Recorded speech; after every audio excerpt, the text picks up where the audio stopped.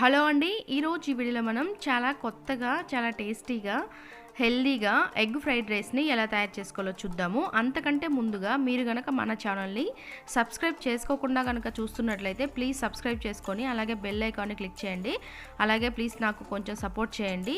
ఇప్పుడు ఈ fried rice కోసం మనం ముందుగా స్టవ్ ఆన్ చేసుకొని ఒక పాన్ పెట్టుకొని దాన్ని హీట్ చేసుకొని ఇప్పుడు ఇందులోకి 2 టేబుల్ స్పూన్ వరకు ఆయిల్ యాడ్ చేసుకోవాలి. ఆయిల్ కొంచెం హీటెక్కిన తర్వాత ఇప్పుడు ఇందులోకి 1/2 టేబుల్ స్పూన్ వరకు జీలకర్రని యాడ్ చేసుకోవాలి. ఆ తర్వాత ఒక మీడియం సైజు ఉల్లిపాయని కట్ చేసుకొని యాడ్ చేసుకోవాలి. అలాగే 2 పచ్చిమిర్చిని కూడా కట్ చేసుకొని యాడ్ చేసుకొని వీటన్నిటిని మీడియం హీట్లోనే మనం బాగా ఫ్రై చేసుకోవాలన్నమాట. ఇక్కడ నేను 2 ఎగ్స్కి మాత్రమే ఒక మీడియం సైజు ఉల్లిపాయని తీసుకుంటున్నాను.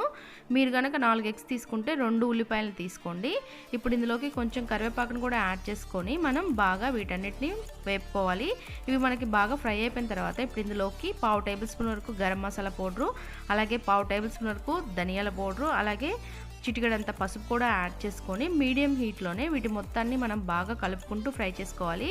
ఈ మసాలా ఫ్లేవర్లు మొత్తం మనకి ఉల్లిపాయలకి పట్టేలాగా ఈ విధంగా మీడియం హీట్లోనే కలుపుకుంటూ బాగా ఫ్రై చేసుకోవాలన్నమాట.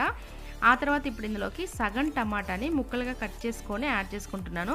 ఇక్కడ నేను 2 ఎగ్స్కు తగ్గట్టుగానే తీసుకుంటున్నాను. మీరు ఎగ్స్ ఎక్కువ తీసుకుంటే టమాటా కూడా ఒకటి తీసుకోండి. నేను ఇక్కడ 2 ఎగ్స్కు తగ్గట్టుగా సగం టమాటాని కట్ చేసుకొని యాడ్ చేసుకొని మీడియం హీట్లోనే వీటి మొత్తాన్ని మనం బాగా ఫ్రై చేసుకుంటున్నాను.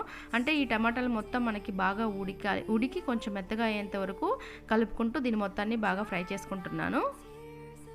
ఈ ఎగ్ ఫ్రైడ్ రైస్లో టమాటాలని నేను చూపించినట్టుగానే ఉల్లిపాయలన్నీ వేపుకున్న తర్వాతే టమాటాలు యాడ్ చేసుకోవాలి. ఒకవేళ మనము ముందే గనక టమాటాలు అనేవి యాడ్ చేసుకున్నాము అంటే అది మనకి టమాటా కూర అవుతుంది, కానీ ఎగ్ ఫ్రైడ్ రైస్ లాగా అవ్వదన్నమాట. సో అందుకని నేను చూపించినట్టుగానే ఈ ఎగ్ ఫ్రైడ్ రైస్ని ట్రై చేయండి, చాలా బాగుంటుంది. ఆ తర్వాత ఇప్పుడు ఇందులోకి 1/2 టేబుల్ స్పూన్ వరకు ఉప్పుని అలాగే 1/2 టేబుల్ స్పూన్ వరకు కారం కూడా యాడ్ చేసుకొని మీడియం హీట్లోనే ఒక 5-6 నిమిషాల పాటు దీని మొత్తాన్ని ఈ విధంగా బాగా కలుపుకుంటూ ఫ్రై చేసుకోవాలి. మనకి ఒక 5-6 నిమిషాల తర్వాత ఈ టమాటాలు ఈ మొత్తం మనకి బాగా ఉడికి మసాలా పట్టి సాఫ్ట్గా అయిపోయి ఈ విధంగా తయారవుతుందన్నమాట. సో ఆ తర్వాత మనం మంటని లో హీట్లోకి అడ్జస్ట్ చేసి పెట్టుకొని ఇప్పుడు మనం ఎగ్స్ని యాడ్ చేసుకోవాలి. ఇక్కడ నేను 2 ఎగ్స్ తీసుకుంటున్నాను. ఈ ఎగ్స్ యాడ్ చేసిన తర్వాత మంటని లో హీట్లోకి అడ్జస్ట్ చేసి పెట్టుకొని దీని మొత్తాన్ని మనం బాగా కలుపుకుంటూ ఫ్రై చేసుకోవాలన్నమాట. ఈ ఎగ్ మొత్తం మనకి బాగా వెట్టిగా అవ్వాల్సిన అవసరం లేదు, కొంచెం తడితడిగా ఉన్నా సరిపోతుంది. మనం ఈ విధంగా 2-3 నిమిషాల పాటు దీని మొత్తాన్ని ఎగ్ మొత్తాన్ని ఈ విధంగా బాగా రెడీ చేసుకొని కలుపుకుంటూ లో హీట్లోనే ఆ తర్వాత మనం ముందుగా ఉడికించి పెట్టుకున్న రైస్ని ఇప్పుడు ఇందులోకి యాడ్ చేసుకోవాలి. మనం రైస్ యాడ్ చేసిన తర్వాత కొంచెం ఉప్పు యాడ్ చేసుకోవాలి.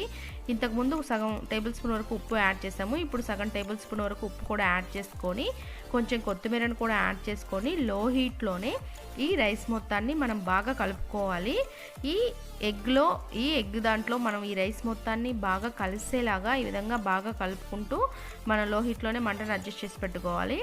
ఈ విధంగా కలుపుకునేటప్పుడే మనం ఒకసారి ఉప్పు అనేది చూసుకొని అడ్జస్ట్ చేసుకొని కావాలంటే యాడ్ చేసుకోవచ్చు. దీని మొత్తాన్ని మనం బాగా కలిపిన తర్వాత ఒక 2 నిమిషాల పాటు లో హీట్లోనే ఉంచేస్తే సరిపోతుంది. రైస్ అనేది మనకు చాలా టేస్టీగా ఉంటుంది. ట్రై చేయండి ఈ విధంగా.